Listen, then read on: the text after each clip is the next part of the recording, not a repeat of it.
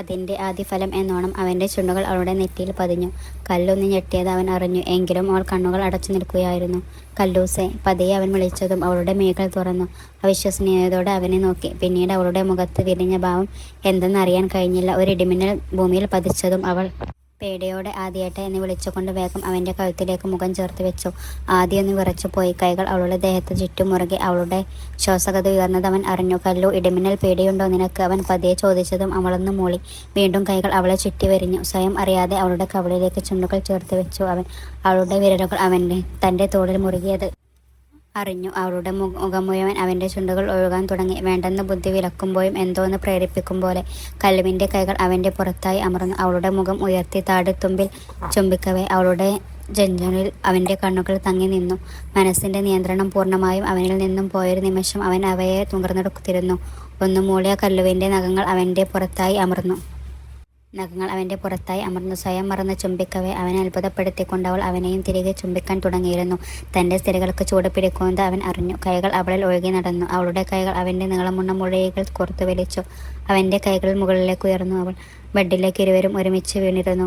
ചെയ്യാൻ പോകുന്നത് തെറ്റാണ് എന്നവൻ്റെ മനസ്സ് അവനെ ഓർമ്മിപ്പിച്ചുകൊണ്ടിരുന്നു. എങ്കിലും അതിനെ മനഃപൂർവ്വം അവഗണിച്ചു കളഞ്ഞു അവൻ. പ്രണയത്തിനു അപ്പുറം അവളോട് തോന്നുന്ന വേറെന്തോ വികാരം. അവൾ തൻ്റേതാണ്, വേറെ ആർക്കും അവളിൽ അവകാശമില്ല എന്ന വാശി. ഒരു നോട്ടം കൊണ്ട് പോലും തന്നെ എതിർക്കാതെ കിടക്കുന്നവളെ കാണെ അവനിൽ ഒരുപോലെ സംശയവും ആവേശവും നിറഞ്ഞു. കണ്ണുകൾ ഇറക്കി അടച്ചു കിടക്കുകയായിരുന്നു കല്ലു. തൻ്റെ ദേഹത്ത് അവൻ്റെ ശ്വാസം തട്ടുന്നത് അവൾ അറിയുന്നുണ്ടായിരുന്നു. എന്നിട്ടും അവനെ എതിർക്കാൻ കഴിയുന്നില്ല. അവൻ്റെ നീളമുള്ള മുടികളിൽ വിരലുകളെ കുരുക്കിയിട്ടു. അവൾ ഇതുവരെയും അറിയാത്തൊരു മായാലോകത്തായിരുന്നു ഇരുവരും. ചുണ്ടുകളും വിരലുകളും ദിശ മാറി സഞ്ചരിക്കാൻ തുടങ്ങി. കല്ലുവിൽ നിന്നും നിശ്വാസങ്ങൾ ഉതിർന്നു. ആദിയേട്ടാ എന്നുള്ള വിളി അവളുടെ നാവിൽ നിന്നും പലതവണ ഉതിർന്നു. അപ്പോഴും ഭൂമിയെ വിറപ്പിച്ചുകൊണ്ട് രൗദ്രഭാവത്തിലേക്ക് പ്രകൃതി മാറിയിരുന്നു. ആടിയുലഞ്ഞ മുടിയും വസ്ത്രങ്ങളുമായി ഹെഡ്ബോർഡിൽ തല ചാരി വെച്ച് ഇരിക്കുന്നവളെ അവനൊന്ന് നോക്കി. അവളുടെ മുഖത്തെ ഭാവം എന്താണെന്ന് അറിയാൻ വയ്യ. കണ്ണുകളിൽ സങ്കടമുണ്ടോ മനസ്സിലാക്കാൻ കഴിയുന്നില്ല. കണ്ണുനീർ ഒഴുകുന്നില്ലെങ്കിലും അവ ചുവന്ന് കലങ്ങിയിരിക്കുന്നു. കഴിഞ്ഞു പോയത് ഓർക്കെ തലക്കു കൈ കൊടുത്ത് ഇരുന്നു പോയി അവൻ. കുറ്റബോധ മനസ്സിനെ പിടിമുറുക്കി. തൻ്റെ സുധിയുടെ പെണ്ണാകേണ്ടവൾ ആണ് അവളെയാണ് ഞാൻ. അങ്ങനെ ചിന്തിക്കുമ്പോഴും എന്തുകൊണ്ടാണ് അവൾ തന്നെ എതിർക്കാത്തത് എന്ന സംശയം അവൻ്റെ ഉള്ളിൽ നിറഞ്ഞു. പതിയെ അവൻ വിളിച്ചതും ഞെട്ടി ഉണർന്നതുപോലെ അവനെ മേയിച്ചു നോക്കി അവൾ.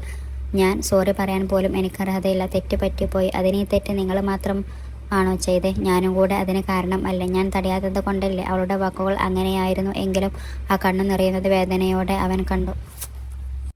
കല്യാണി, ഞാൻ എൻ്റെ സുധിയെ ചതിച്ചു അല്ലേ? നിന്റെ ജീവിതം ഞാൻ കാരണം. വിഷമത്തോടെ അവൻ പറഞ്ഞതിന് മറുപടി പറയാതെ അവനെയൊന്ന് നോക്കി അവൾ.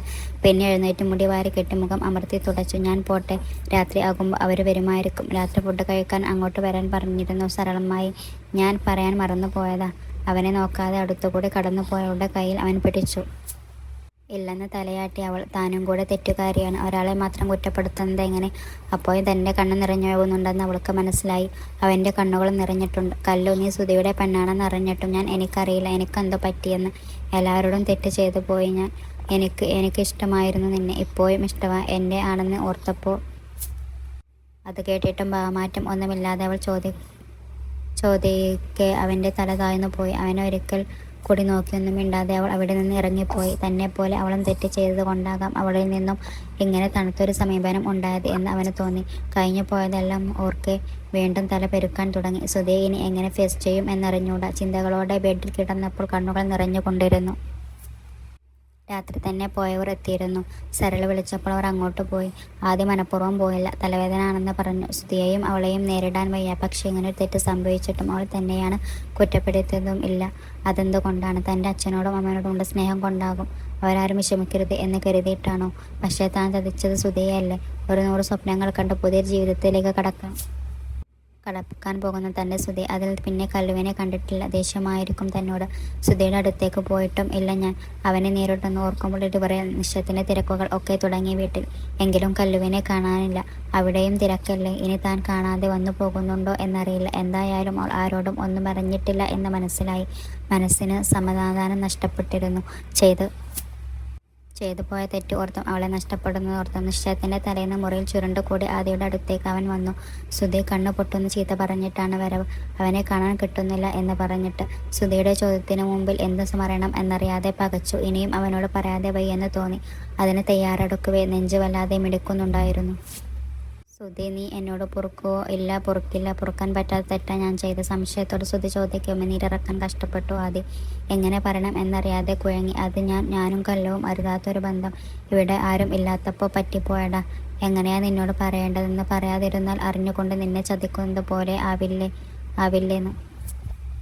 എന്തൊക്കെയോ തപ്പിപ്പെറുക്കി ആദി പറയാൻ എല്ലാം മനസ്സിലായതുപോലെ സുധിയുടെ മുഖം വലിഞ്ഞു മുറുകി. അലറിക്കൊണ്ടവൻ ആദിയുടെ കൊളറി പിടിച്ചുലച്ചു.